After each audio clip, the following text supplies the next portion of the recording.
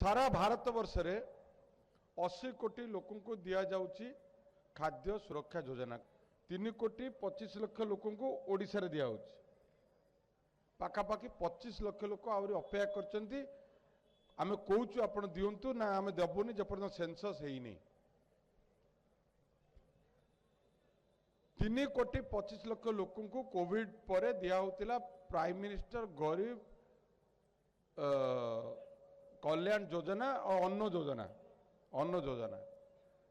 prime minister किए अच्छा भाई माने प्राइम मिनिस्टर किए अच्छा ना प्राइम मिनिस्टर प्रधानमंत्री अच्छा गरीब अच्छा ना नहीं से निजे कहले एनएफएसए कार्ड रे देवे बोली जो 10 किलो रु 5 किलो देवे तमाने गरीब को से रेकग्नाइज कर गरीब अच्छा कल्याणटा कौन गला प्रधानमंत्री अच्छा गरीब अच्छा कल्याण कौन पड़ा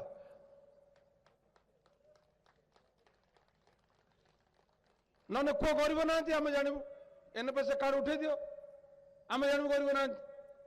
मु कहीं कहली ना एटा रिसेंट आरंभ कौटू